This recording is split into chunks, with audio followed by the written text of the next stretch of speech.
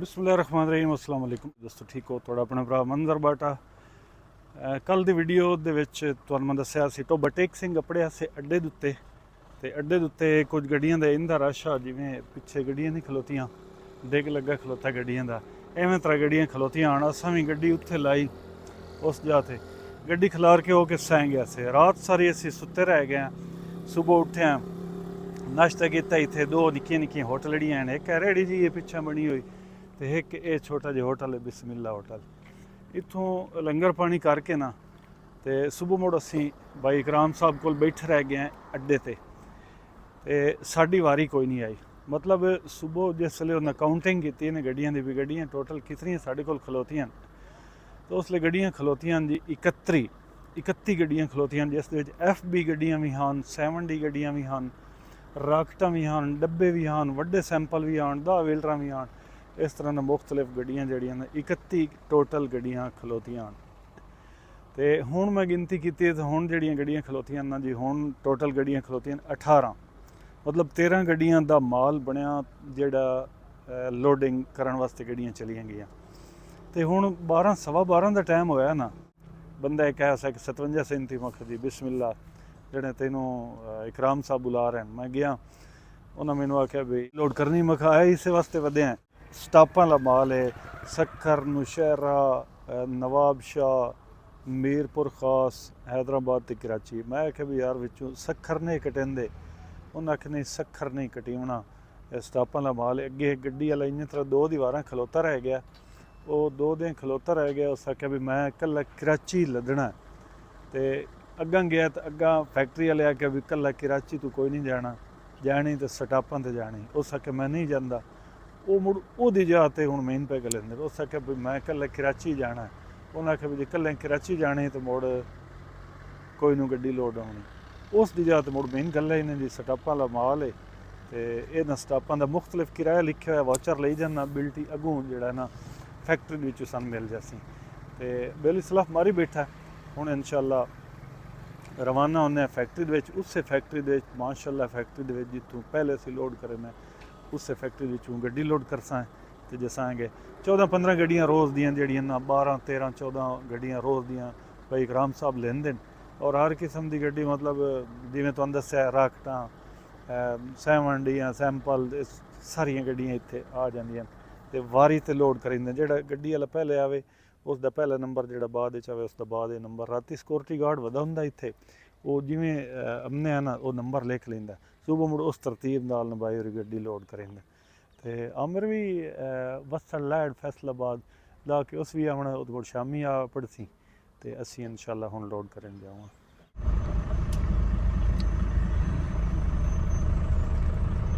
असीं हुण रवाना हुंदे पैंदी। गड्डी तो हुणे कोई नहीं लोड होनी, गड्डी तो किते शामी सोते ही लोड होसी गई। लेकिन फैक्ट्री के बूहे दे अगे जाके खलोने। ये बाईपास है टोबे वाला, इतों अद्धा किलोमीटर सफ़र करिए ना इस साइड वाल माझी वाला रोड चौक, पेट्रोलिंग चौकी तो खब्बे हथ 2.5-3 किलोमीटर तो हैं फैक्ट्रियाँ।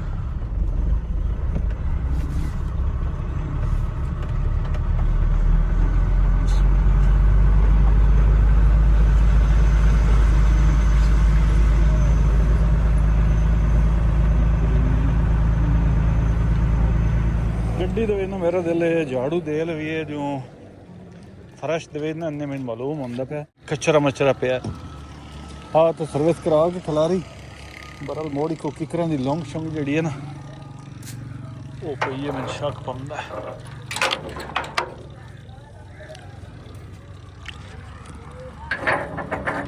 गड्डी मैं उत्थे खलोती रही ना, कोई उत्तों रोक शोक दा रुखां दा किकरां दी लौंग शौंग जिहड़ा कचरा मचरा पिया। झाड़ू तो दे सट्टिया पर यार, जिहड़ा ना जंगाल बड़ी लगदी पई है। एक तो लोहे ही ओदेन बाडी नाली 1.5 साल ही नहीं होया तवे ते पियो जंगाल होने ला पकड़दी पई आ, जंग लगदा पिया।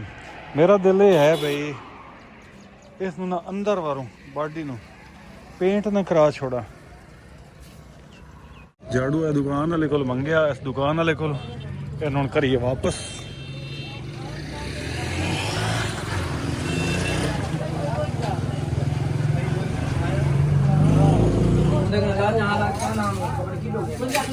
ਇਹ ਬੋਤਲਾਂ ਜਿਹੜੀਆਂ ਪਈਆਂ ਨਾ ਪਾਣੀ ਵਾਲੀਆਂ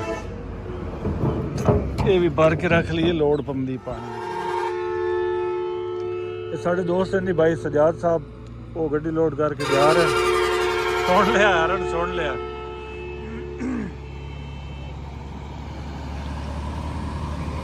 ਜਾ ਰਹੇ ਹੋ ਅੱਲਾ ਖੈਰ ਨਾਲ ਲੈ ਜਾਵੇ।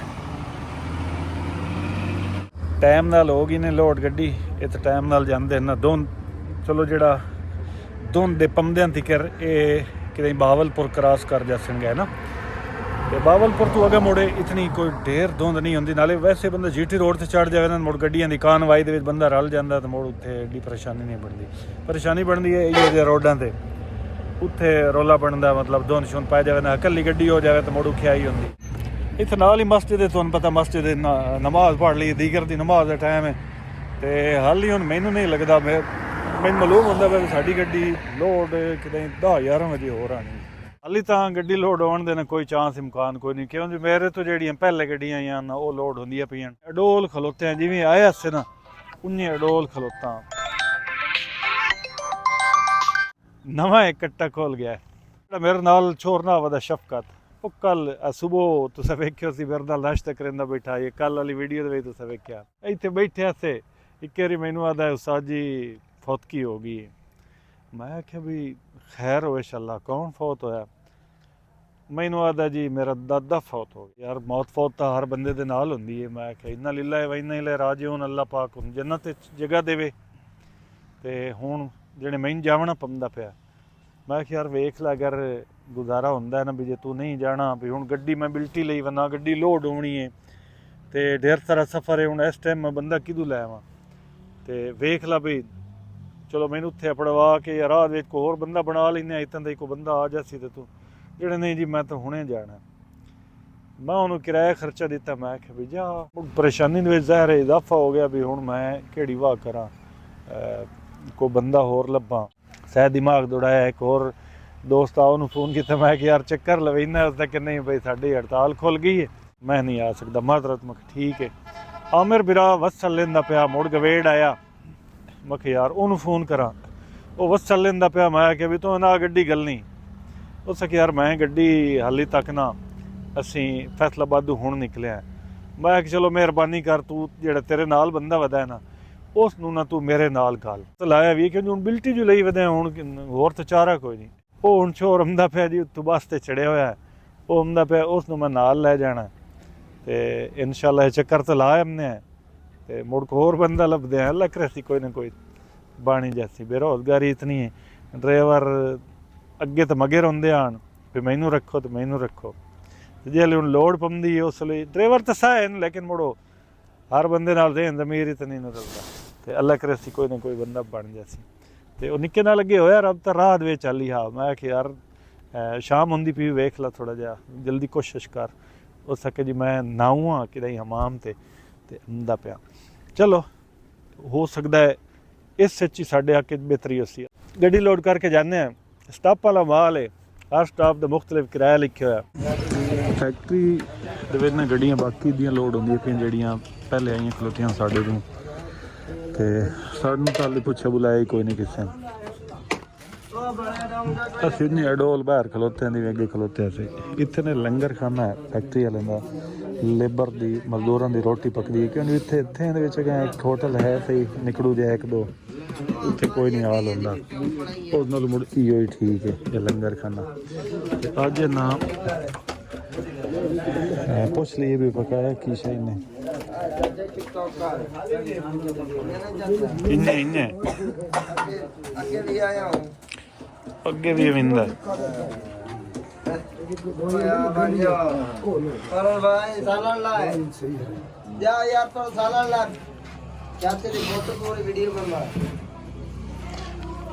ਹਾਂ ਸਾਲਣ ਪਾ ਬਈ ਸਾਲਣ ਪਾ ਵੀ ਪਤਾ ਲੱਗੇ ਕੀ ਪੱਕਾ ਹੋਇਆ।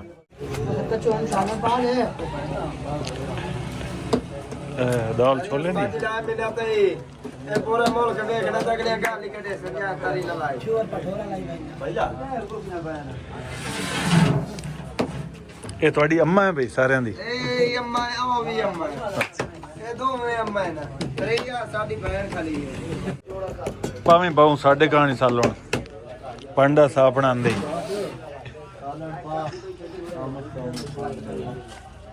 ਉਹਦਾ ਪਿੱਛੇ ਦੱਸਿਆ ਆਓ ਜੀ ਰੋਟੀ ਚਾਲ ਵੀ ਹੈ ਬਾਹੂ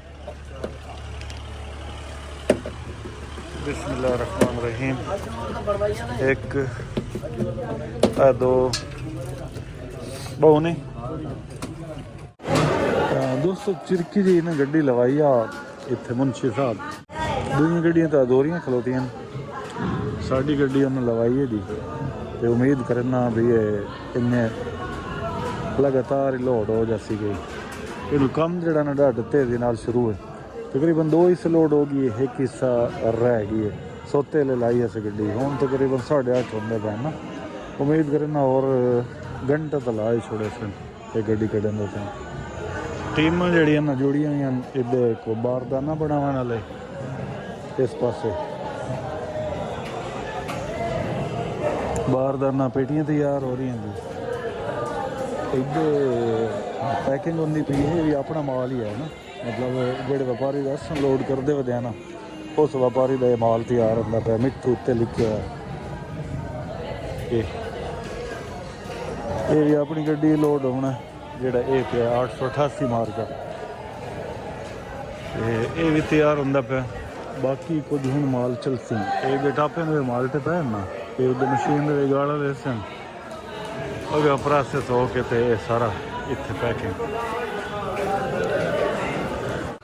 आज ना वैसे लोडिंग वाले जेडे ना अनोखा काम कीते खलोते ते अगे पेटियां ला छोड़ियां ने ते पिछा खुला माल्टा पलटाइंदे पैन डाला बंद करा के ना खुला माल्टा मतलब जेड़ा निक्का बरीक माल्टा नहीं हुंदा केरे वाला ओ इन्ने खुला पैंदे पैन ये हुण मैं तो सोचेंदा ये गत्तियां बई ये उत्थे लावना किवें ने डाला या खोलना है फकार आना है खुले माल्टे दे हेठां ये लहसन किवें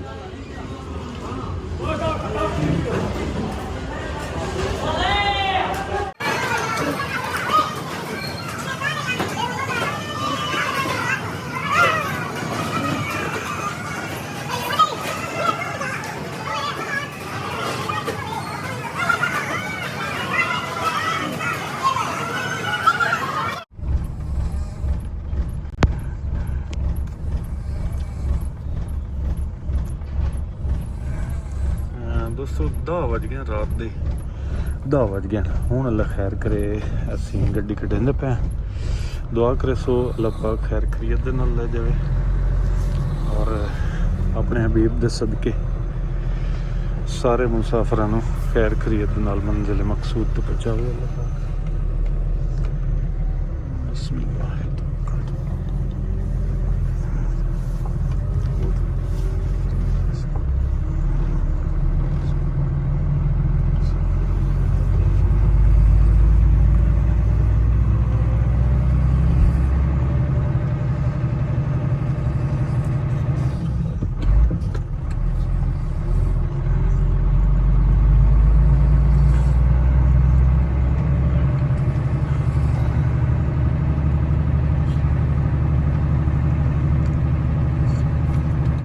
दोस्तों असी ना जोड़ा टोबा टेक सिंह दे विचों खुमाना वाला रोड आ रहा उस रोड ते असी आए ते इत्थों खुमाना वाले दे विचों तकरीबन शोरकोट कैंट ते शोरकोट शहर सफ़र बराबर ही है तकरीबन नाल ही 2 किलोमीटर ते 1 किलोमीटर बाद मोटरवे इंटरचेंज है शोरकोट वाली इंटरचेंज जिन्हों हुण जिसका हुण दूआ नाम है बाहू सुल्तान इंटरचेंज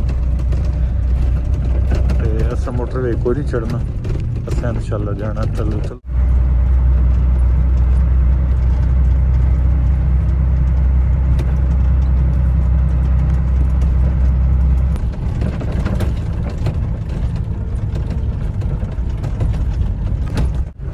शोरकोट वाली इंटरचेंज तो अगर शहर वाले पास जाइए तो एक शुगर मिल दी कश्मीर शुगर मिल गल बनी हुए का नाम है इत्थे रोड तो काफ़ी चौड़ा है इतों मिल के एरिए लेकिन मुड़ भी जिथे गन्ने वाली ट्रालियां होवन उत्थे मुश्किल पेश आ सकती है।